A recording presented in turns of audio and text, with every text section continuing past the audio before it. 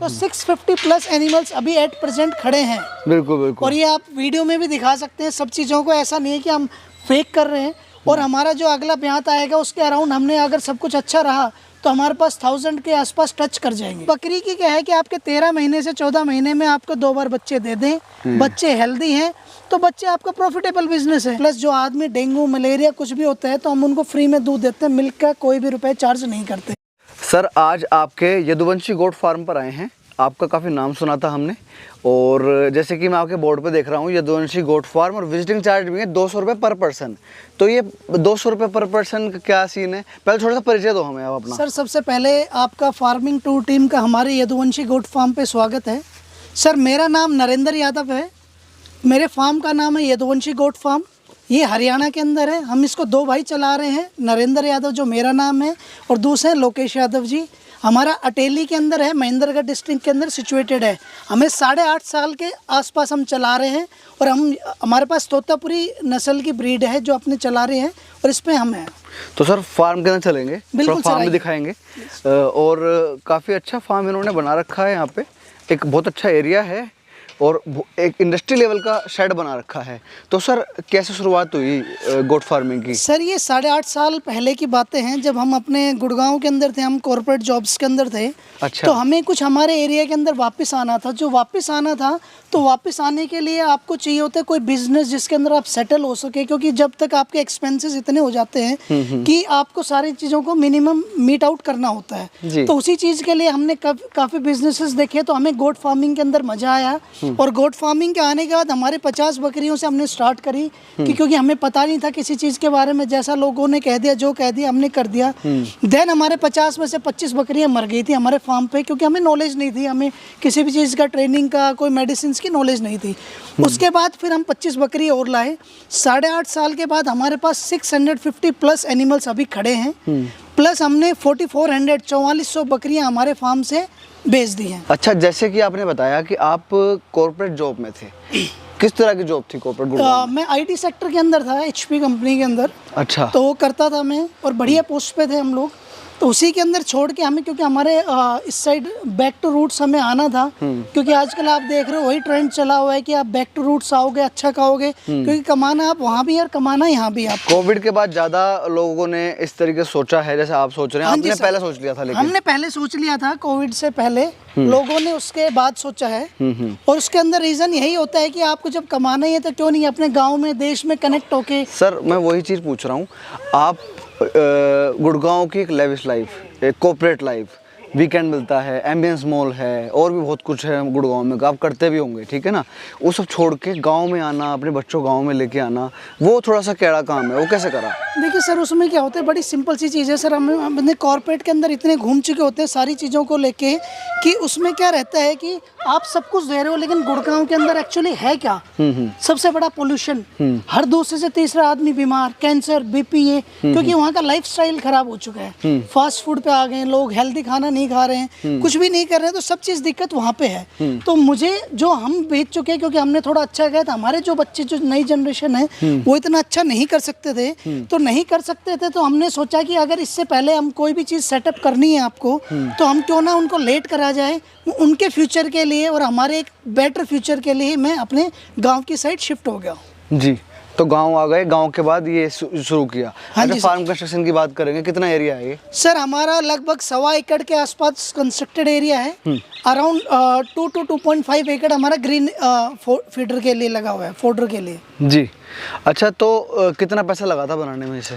Sir लगभग अगर आप बात करें, उस टाइम की बात करें तो अराउंड 1 CR से ऊपर लग चुका था। 1 करोड़ रुपए से ज्यादा? हाँ जी सर। तो ये अपना पैसा था या फिर उठा के कहीं से? नहीं सर, ये हमारा खुद का जो हमारे बकरियों से हमने लिया था। अच्छा। इन्हीं से ही कमाया हुआ पैसा था। अगर आप देखेंगे फार्म के अंदर भी आपको लेके चलूंगा मैं जी। जो हमारे पास है पिलर लेस जो अंदर है, कोई बीच में पोर्शंस पिलर्स नहीं है, वो इसीलिए नहीं है क्योंकि जो हमने जो कैंचे यूज करी है, हमने बहुत ही हैवी ग्रेड की यूज करी है।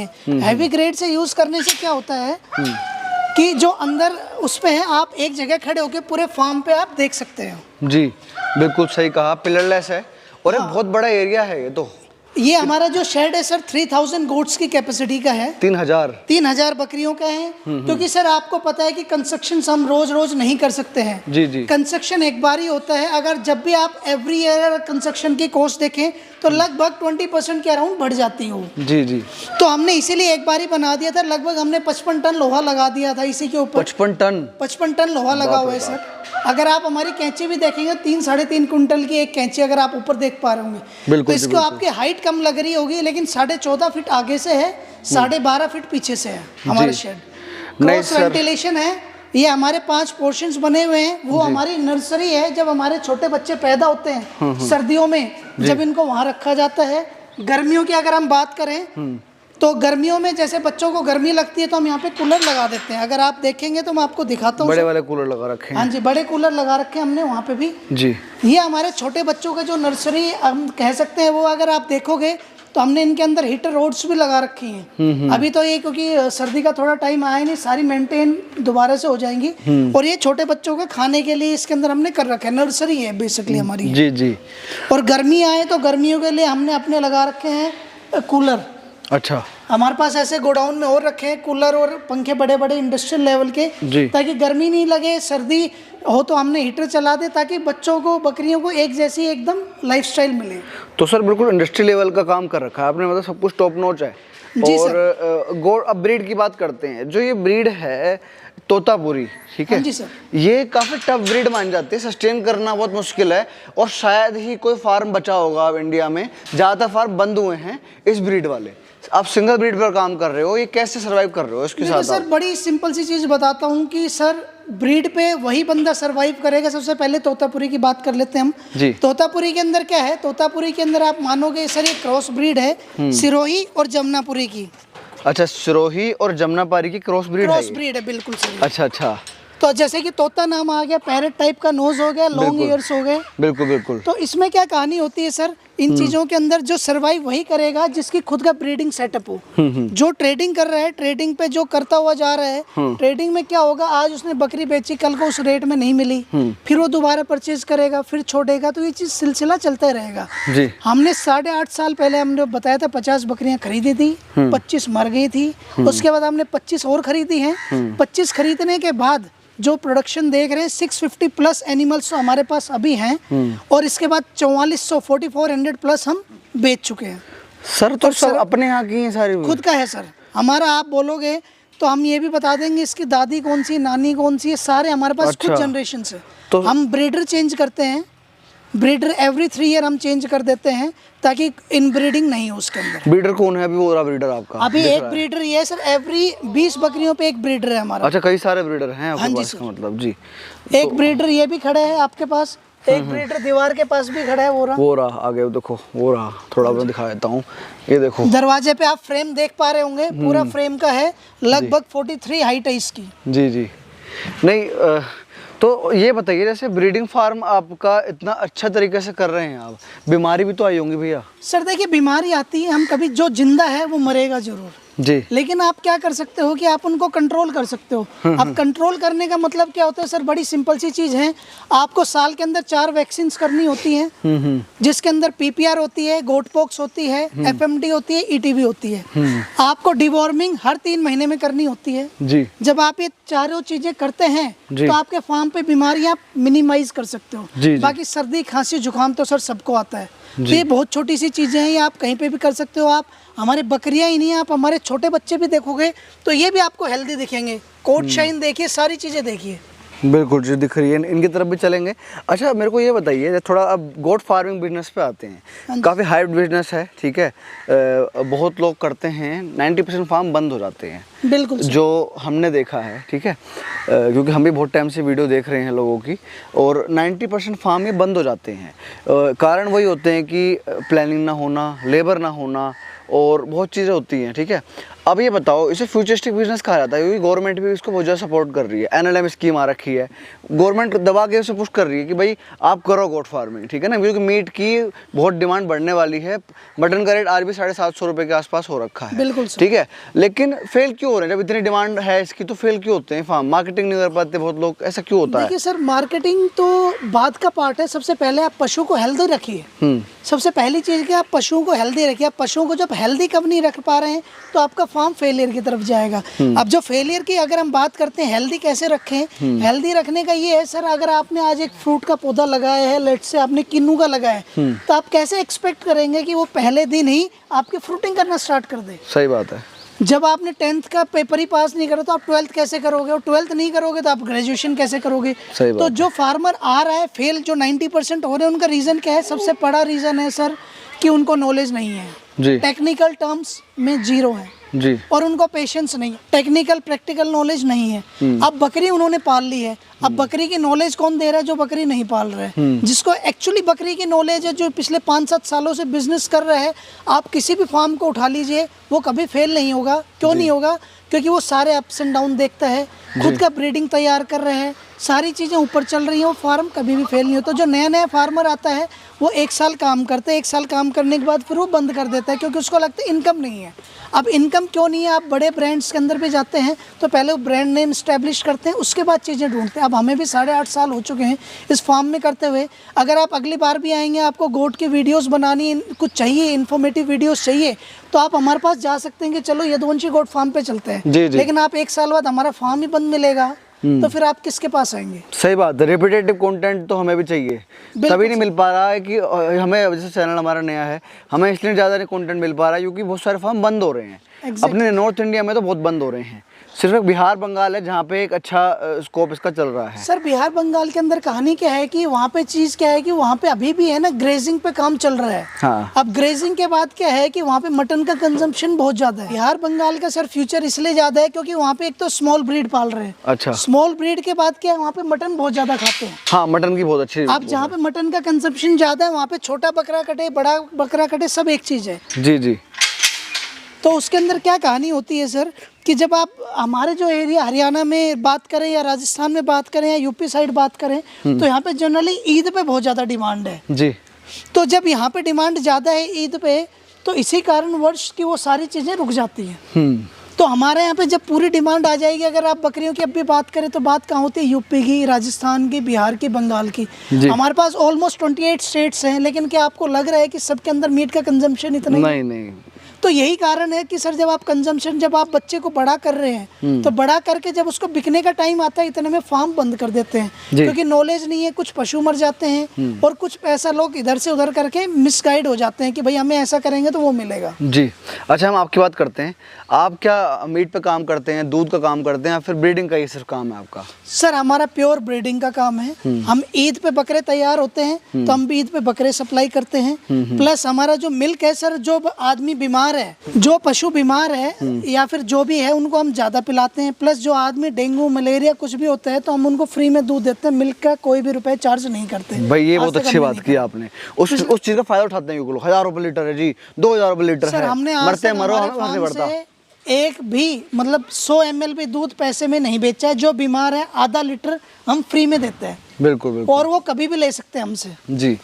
नहीं देखो जी, ये तो एक अपना, एक कहते हैं ना, अपना मनुष्य होने के बाद कर्तव्य भी ये है, सर सोशल रिस्पॉन्सिबिलिटीज हैं जो हर आदमी को होना चाहिए। नहीं तो अगर आप जाओगे तो जो वो है पशु, वो क्या कर देते हैं, 2000 रुपए लीटर दूध दे रहे हैं, ऐसा करते हैं। और वो प्योर भी नहीं है, मजबूरी का फायदा उठाते हैं। प्योर भी नहीं है। आप हमारे फार्म पे आइए, किसी का कोई बीमार है, कुछ भी है, तो हमारे पास जितने दूध की मिल्क की अवेलेबिलिटी है, हम उतना दूध फ्री ऑफ कॉस्ट देंगे। जी जी जी, ये बहुत अच्छी बात कही क्योंकि इनका मेन काम है ही नहीं ना मिल्क का, इनका मेन काम ब्रीडिंग का है। और ब्रीडिंग की बात करें तो पीछे देखो आप, ब्रीडिंग ये देखो, ये इनके यहाँ के पैदा हुए बच्चे हैं, अलग कर रखे हैं और देखो सब स्वस्थ हैं, खा रहे हैं, एंजॉय कर रहे हैं। देखो क्वालिटी देखो आप। अच्छा ये बताइए मेरे को अब कि ब्रीडिंग करके फिर बच्चे बेचते हो आप इनके या फिर और? सर हम जो बच्चा दूध पी रहा होता है 2-2.5 महीने तक हम उस बच्चे को नहीं बेचते हैं। जो चराई पे आ जाता है हम उस बच्चे को बेचते हैं। प्लस जो बड़ी बकरी हो गई, ईद के लिए खस्सी बकरे हो गए या ब्रीडर हो गए, तोतापुरी ब्रीड के लिए, वो हम सब कुछ बेचते हैं। जी। और क्या रेट जाता है बच्चा आपका? सर देखिए हर बार ईद का रेट अलग अलग होता है। अगर हम बात करें तो पिछली बार अगर हम जाएं तो हम अपने फार्म से जनरली पीस के हिसाब से बेचते हैं, लेकिन जो ईद का रेट था पिछली बार अराउंड 500 to 600 के बीच में था पर केजी। इस बार तो बहुत बुरी हालत रही है नहीं ज़्यादातर। नहीं सर, इतना हमेशा ही आया है, लेकिन आप मान के चलिए सर क्या होता है कि इस बार थोड़ा बारिश ज़्यादा थी तो जिसके कारण कस्टमर नहीं पहुंच पाया, लेकिन उनका इस रेट में फिर भी निकला है। हाँ जी सर जी। और आप खुद देखिए ना सर कि 20 लाख बकरा गया था मंडियों में, वापस कितना आया है। और इतनी तो सब्जी भी अगर प्रोड्यूस होती है तो 10-15% तो वो भी खराब हो जाती है। आती है आप ये तो खराब भी नहीं होना, ये तो नेक्स्ट ईयर फिर अच्छे वेट में जाएगा। उतना रेट। अच्छा सर एक चीज़ और मेरे को बताइए, जैसे आपने कहा ब्रीडिंग कराते हैं और ब्रीडिंग करके इन्हें बेचते हैं, ठीक है, आप किसान लोग मेन ग्राहक हैं आपके, है ना, या फिर वो लोग जो नया फार्म शुरू कर रहे हैं, या फिर वो लोग जो अपना ईद के लिए बच्चे जिनको चाहिए होते सर हमारा काइंड ऑफ, क्योंकि आपका ब्रीडिंग फार्म है सर, ब्रीडिंग फार्म का फायदा ये होता है कि आपके पास हर क्वालिटी की चीजें हैं, बच्चे आपके पास अवेलेबल हैं, आपके पास प्रेग्नेंट गोट्स अवेलेबल हैं, आपके पास पार्ट अवेलेबल हैं, आपके लिए ईद के बकरे अवेलेबल हैं। तो जो किसान भाई हो, चाहे ईद के लिए हो चाहे बच्चों के लिए हो, अपने पास सबके बच्चे, अपने पास सारा माल अवेलेबल है। तो जो भी भाई आएगा खाली हाथ नहीं जाएगा, उसी के बजट में सब कुछ मिल जाएगा। क्योंकि बड़ी बकरी लेनी थोड़ी महंगी होती है, छोटी बकरी लोगे तो थोड़ी सस्ती होती है। तो हमारे पास सारा लॉट अवेलेबल है, इसीलिए ही लोग अपने आप को ब्रीडर फार्म का सेटअप तो बता देते हैं, लेकिन उनके पास 50 बकरियां भी नहीं होती है। जी बिल्कुल सही तो जब कोई कस्टमर आते हैं उनसे लेने छोटे बच्चे तो उनको दे नहीं पाते, लेकिन आप हमारे फार्म पे देखोगे तो 650 प्लस एनिमल्स अभी एट प्रेजेंट खड़े हैं। बिल्कुल बिल्कुल। और ये आप वीडियो में भी दिखा सकते हैं सब चीज़ों को, ऐसा नहीं है कि हम फेक कर रहे हैं। और हमारा जो अगला ब्यात आएगा उसके अराउंड हमने अगर सब कुछ अच्छा रहा तो हमारे पास 1000 के आसपास टच कर जाएंगे। 1000। हाँ। और ये पहली बार होगा ये, मतलब हाँ ये पहली बार 8 सालों में पहली बार। 8 सालों में पहली देखो ये होती है सच्चाई। इन्हें 8 साल लग गए 1000 तक पहुंचने में। कोई आदमी बोले इतने बकरी का फार्म 2 साल से कर रहे हैं तो उसका मतलब वो अपनी जेब से लगा के लाया है उन्हें, है ना। सर देखो ना, आप हर किसी की क्वालिटी हर चीज को अपने पास है। जी जी जी। अगर आप पहले बार ही कर देंगे तो 1000 को खिलाने का खर्चा देखो ना आप। तो दोस्तों मेरे भाइयों, आप थोड़ा सा बहुत चीज़ देखते हो यूट्यूब पे, सोशल मीडिया पे, हर चीज़ सच नहीं होती, थोड़ा कान खोल कर देखो। और ये आज सच्चाई इन्होंने बताई है। कोई कहे कि मेरा इतना बड़ा फार्म है, इतने गोट्स हैं, तो वो खरीद कर लाया है, उसकी फार्म की बनी हुई नहीं है वो गोट्स। इन्हें 8 साल लग गए इसे, उसमें उन्होंने बेचे भी हैं, अच्छे रखे भी हैं। 4400 बेच चुके हैं। 4400 बेच चुके हैं। क्योंकि इस बार क्या रहा है सर, आपको बताते हैं, हर साल जैसे पूरी फीमेल तो बिकती नहीं है, तो 20-30 बचती रहती है। अब वो 20-30 बचती रहेंगी तो अब अपने पास जो फीमेल का लोड खड़ा है 300 के आसपास है। तो 300 में आप मान के चलिए सर 150 से 200 बच्चे देंगे 8% देंगे, सही है, विद इन अ मंथ। जी जी। तो जो इनका प्रोडक्शन आएगा तो ये 1000 टच करवा देगा हमारे। फिर इसमें कुछ निकल जाएंगे तो हो सकता है कुछ 100-200 ऊपर नीचे हो जाए फिर, लेकिन इतना एक्सपेक्टेड हो जाएगा। और जो हमारी गोट्स हैं सारी की सारी वैक्सीनेटेड हैं, प्रॉपर फीड खा रही है जो हमारे फार्म पे बन रहे हैं। आप लेंथ की भी देखेंगे, लेंथ में, हाइट में, सारी चीज़ों में आप देखोगे तो कोई भी बकरी किसी से कम नहीं है। आपको अगर हम बात करें तो आप देख पा रहे होंगे जी, ये तोतापुरी जो बकरी है आप देखेंगे, long years, white and black, पूरी लेंथ, पूरा हाइट उसमें। जी जी जी। नहीं सर क्वालिटी तो देखो हमें दिख रही है, ठीक है, और उनके पेट भी दिख रहे हैं, देखना ये लोडेड बकरियां हैं सर, आप देखेंगे जी। तो आपको खुद दिख रहा होगा कि इन चीज़ों को होंगी। और ऐसा नहीं है कि हम कहीं से भी, सबका कलर कोडिंग कॉम्बिनेशन मैच्ड है। सर अब थोड़ी बात पैसों की करेंगे, ठीक है, क्योंकि आपका सक्सेसफुल मॉडल है, आप 8-8.5 साल से कर रहे हैं, थोड़ा पैसों का गणित समझाइए। लास्ट फाइनेंशियल ईयर की बात करेंगे हम, 8 साल की बात नहीं करेंगे, हम आज की बात करेंगे। जो लास्ट आपने फाइनेंशियल ईयर गया है आपका, उसमें आपने क्या अर्न करा है गोट फार्मिंग से? सर गोट फार्मिंग का अगर हम ग्रॉस प्रॉफिट नहीं बताते हुए अगर हम नेट का मान के चलें तो अराउंड 50-60 प्लस हम कर चुके हैं। 50-60,000 लैक्स 50-60 लाख? हाँ जी सर। थोड़ा सा इसका गणित समझाइए। ग्रॉस देखिए सर, गणित बड़ा सा सिंपल सा है इसका। जो आपका प्रोडक्शन है, हमारा जो एक मिनिमम जो बच्चा होता है, अगर हम एक बहुत छोटी सी बात करें, अगर हम बड़ी बकरी की बात करें, किसी की बात करें, जो हमारी बड़ी बकरी है वो अराउंड 35,000 की है, पूरी ग्रोन अप फीमेल। तो उसका 1 साल का खर्चा है सर कितना, 8,000 रुपीज़। तो आप मान के चलिए 27,000 रुपीज़ हो गए। हम 2,000 रुपीज़ उसमें लेबर डिडक्शन और 25,000 हमारे पास है सर जी। अब 25,000 की एक बकरी है बड़ी, अगर जब हम, लेकिन हम क्या करते हैं, बड़ी और छोटे सबका रेशियो हम बराबर रखते हैं। तो लगभग हम 600 से 700 छोटे से बड़े बच्चे से लेके बड़ी बकरियों को हम सेल आउट कर देते हैं। तो हमारे छोटे बड़े बच्चे हैं वो ज़्यादा सेल होते हैं क्योंकि वो कम कॉस्टिंग के होते हैं। तो एक बच्चे पे हमारा जो खर्चा आता है वो आप मान के चलिए जी 3 से 4 हज़ार रुपये का आता है। और जो हमसे इनकम आती है वो अराउंड आती है 8,000 से 9,000 के अराउंड। जी। तो अगर हमने एक बहुत छोटी चीज़ है, अगर हमने 600 बच्चे सेल भी करे तो 6 8 या 48 हो गया सर। 48 लाख हो गए है ना।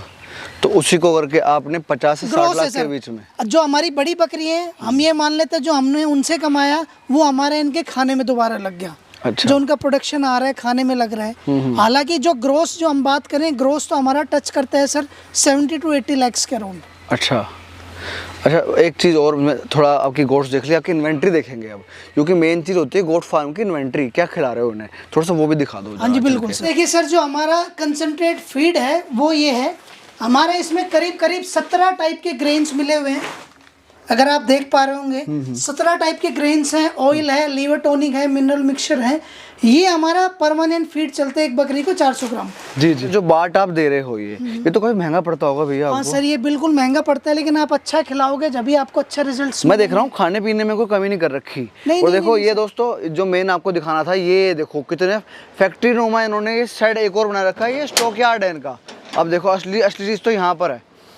ये देखो खुशबू आ रही है, अनारदानी खुशबू आ रही है यहाँ से। तो अनार का भी भूसा था क्या इसमें कुछ? नहीं सर, अनार नहीं था इसमें। क्या है कि आप जितना अच्छा चरवा लोगे ना सर, वो उतना ही अच्छा होगा। अगर आप नमी का लोगे तो उसमें मॉइस्चर की स्मेल गंदी हो जाएगी। जी सर, कितना होगा यहाँ पे ये? सर ये लगभग हमारा 60 बाई 40 का है, लगभग 24 फीट आगे से और 18 फीट पीछे से, सॉरी 22 फीट पीछे से है। तो इसमें एक टाइम पे 3,000 कुंटल चरवा स्टॉक हो जाता है।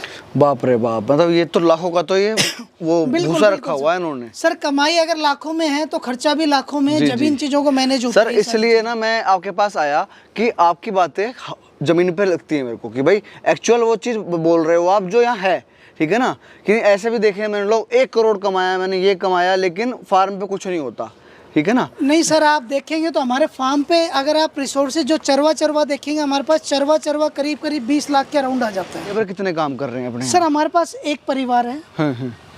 जब हमारे पास 50 बकरियां थी जब भी हमारे पास एक परिवार था, जब 700 बकरियां हो जाती जब भी एक परिवार है। क्योंकि जो हमारा फार्म है, अगर आप देख पा रहे होंगे, हमने सारे प्लांट्स पूरे प्लांट लगा रखे हैं। जब लेबर की शॉर्टेज आ जाए आपके पास तो उसमें क्या है कि हम खुद भी काम कर सके जी। तो इसमें हमारे पास एक ही परिवार है और उसको भी 4 घंटे से 5 घंटे का काम है, बाकी दिन ऐसा कोई काम करने की जरूरत नहीं है हमें। अच्छा, मतलब वो डेडिकेटेड इसके लिए ही है ना? डेडिकेटेडली सिर्फ हमारे फार्म के लिए है और कोई चीज़ों के लिए नहीं हो जी। अच्छा, अब हम कहाँ जा रहे हैं सर? सर अब आपको हम लेके जा रहे हैं जो प्लांट्स की वैरायटी है, प्लस जो ग्रीन पाउडर जो हम खिलाते हैं। आपने सुना होगा सुपर फूड, जो सहजन होता है, मोरिंगा होता है, लोग आजकल खूब खा रहे हैं, 800 रुपए किलो बिक रहे हैं। बिल्कुल जी, बिक रहा है। लोग आदमी को ले खा रहे हैं। हमने फार्म पे ऐसे 40 पेड़ लगा रखे हैं मोरिंगा के, सहजन के। आप देखेंगे बाहर भी हैं, अंदर भी हैं। यही चारा हम अपने ग्रीन पाउडर के साथ हमारी बकरियों को खिलाते हैं, ताकि उनकी जो क्वालिटी है और जो उनके न्यूट्रिएंट्स की कमी है वो पूरी हो जाए, क्योंकि सुपर फूड के अंदर भी ह्यूमंस के लिए आ चुका है। सर इतना तो जैसे अपने बच्चे को पालते हैं ना, आप तो इस तरीके से पाल रहे हैं। सर इनको बच्चे से भी ज्यादा पालना पड़ेगा, क्योंकि अगर ये पालेंगे, अच्छे से रहेंगे, जब भी हम पलेंगे, नहीं तो इनमें दिक्कत आएगी। जी। ये सर हमारा मेन्योर मींगनी बोलते हैं। ये मींगनी का स्टॉक है सर हमारा जी। आप देख पा रहे होंगे तो इसमें आम के गुठलियों के दाम भी हैं। अच्छा, कैसे? बकरी भी बेचो और साथ में मिंगन भी बेचो। अच्छा, बिक जाती है? बिल्कुल सर, 2,500 रुपए ट्रॉली है इसका रेट। भाई वाह, ये तो गाय के गोबर से महंगी बिक रही है। बिल्कुल सर, इसकी 3 साल लाइफ होती है, 3 से 4 साल लाइफ होता है। गाय के गोबर की 1 साल लाइफ होती है। और जितना पुराना होगा उतना अच्छा भी होगा, उतना अच्छा होगा। बिल्कुल सर जी। ये देखेंगे बिल्कुल फ्रेश डला हुआ इस साइड से आप। तो लोकल किसान लेके जाते होंगे आपको? तो सर जो बाग वाले हैं वो लेके जाते हैं जनरली, क्योंकि बाग वालों को न्यूट्रिशन वैल्यू ज्यादा चाहिए होती है। हमारी बकरी कुछ भी गंद फंद नहीं खाती है, अच्छा खाती है, हेल्दी खाती है। तो इसमें नहीं तो पेड़ उगते हैं, ना ही कुछ और होते हैं। नहीं तो सर इसी के साथ हम घूमते हुए सुपर फूड हमने देखा। अब मैंने इजराइल से जो हमने घास मंगवा रखी है वो मैं आपको दिखाता हूँ। ये हमारी सुपर नेपियर है, जो हमने लगभग 2 एकड़ के अराउंड लगा रखी है। अच्छा, ये हरा चारा है इनका? ये ग्रीन पाउडर है सर, थ्रू आउट एक बार लगा दिया 10 साल के लिए तक चलता है जी। तो इसको एक बार लगाने के बाद आपके पशु के अंदर, इसके अंदर न्यूट्रिशन 18% है। तो आप देख पा रहे होंगे, तो हमने ये लगा रखा है। पूरा सर्दी गर्मी यही चलता है, पूरा यही चल जाता है। हाँ जी, पूरा चलता है जी जी। आप देखेंगे तो उस साइड 13-14 फीट की हाइट उस साइड भी है, यहाँ भी 12-12 फुट के अराउंड है ये जी। तो ये 10 साल के लिए चलेगा। तो इसीलिए कि हमने रेन गन भी लगा रखी है हमारी, क्योंकि नॉर्मल फुहारे पानी नहीं दे पाते, तो हमारी रेन गन भी वहाँ पे खड़ी है। तो सर आपने इस वीडियो में हमें A to Z goat farming का बताया, हमें हर एक चीज़ बताई, ठीक है।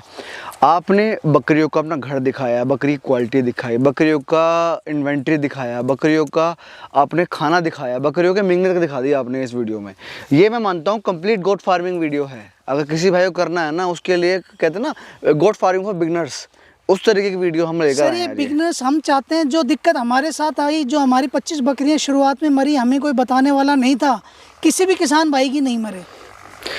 बिल्कुल जी बिल्कुल। तो अगर किसी का पशु मरता है तो उसमें हमारा फायदा नहीं है, अगर किसी का जीतता है तो कम से कम उनका तो फायदा है। बिल्कुल जी बिल्कुल। आप इसीलिए हम जो चीज़ें दिखा रहे हैं हमारे एक्सपीरियंस से दिखा रहे हैं कि आपको ग्रीन, लोग कहते हैं ग्रीन फॉडर की ज़रूरत नहीं है, तो हमने आपको ग्रीन फॉडर दिखाया और कम एरिया में नहीं लग रहा है, इस साइड भी लग रहा है, इस साइड भी लग रहा है। बिल्कुल जी बिल्कुल। आपने मींगन दिखाए, चरवा दिखाया, जो हम फीड खिला रहे हैं 17 टाइप का ग्रेन्स खिला रहे हैं वो दिखाए, और तोतापुरी ब्रीड के अंदर काम कर रहे हैं सर। बिल्कुल बिल्कुल। ऐसा नहीं है कि हमने ब्रीड बदल दी। कोई फार्म है वैसे आपके अलावा अभी कर रहा हो जो? सर सब क्या है कि सब बरसाती मेंढक हो जाते हैं। नई ब्रीड पता चली, जैसे आईफोन देखा हो ना, हर साल लॉन्च होता है, चेंज होता है। 13 के बाद 14 उसमें एक लेंस यहाँ लगा दिया, कि यहाँ लगा जी, दिया। जी, जी, जी। तो ये तो बकरी की क्या है कि आपके 13 महीने से 14 महीने में आपको 2 बार बच्चे दे दें, बच्चे हेल्दी हैं तो बच्चे आपका प्रॉफिटेबल बिजनेस है। आप ब्रीड पे क्यों जा रहे हो? आप मैं इस पे जा रहा हूँ, मैं उस पे जा रहा हूँ, मैं आज हैदराबादी पे जा रहा हूँ, आज मैं गुजरी पे जा रहा हूँ। नो डाउट ब्रीड वो भी अच्छी है, लेकिन जो आप ब्रीड पाल रहे हो, आप समझ रहे हो, उसको अच्छी बनाओ।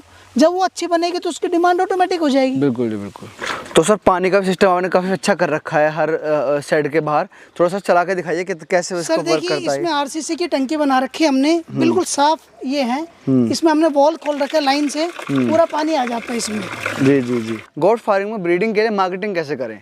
मटन शॉप पे तो आप देख सकते हो आराम से, भाई जाके कॉन्टैक्ट कर सकते हो जो कट करते हैं, भाई ऐसे ऐसे मेरे ये है और मेरे को बेचना है। पर ब्रीडिंग के लिए किसान कैसे ढूंढते हो आप? देखिए सर, बड़ी ही सिंपल सी चीज़ है। हमारे बुजुर्गों ने एक चीज़ बताई है, आप बिजनेस को पुराना कीजिए और अच्छे से चलाइए। मतलब वो कहते हैं ना, फसल को अच्छा पाले, बेटे को अच्छे संस्कार दे, बड़ा होके सब कुछ कर लेगा। तो जब आपका फार्म छोटे लेवल से अच्छा करोगे और आपका सालों साल है, तो आपको किसान खुद ढूंढते हुए यूट्यूब के माध्यम से, आप लोगों के माध्यम से खुद ढूंढते हुए आ जाएगा आपके पास। और जब वो खुद आ जाएगा तो मार्केटिंग हो जाएगी। तो दोस्तों, नरेंद्र यादव जी ने हमें इतनी अच्छी जानकारी दी, हमें अपने गोट फार्मिंग की सारी चीज़ें बताने की कोशिश करी। और ऐसे फार्म रोज़ देखने को नहीं मिलते, ऐसे एक्सपीरियंस फार्मर रोज़ देखने को नहीं मिलते। अगर आपको वीडियो से नॉलेज मिली है, इस वीडियो को लाइक कर देना, इसे शेयर करो ज़्यादा से ज़्यादा, चैनल को सब्सक्राइब कर देना। जल्दी मिलेंगे नए वीडियो में, तब तक के लिए जय जवान जय किसान।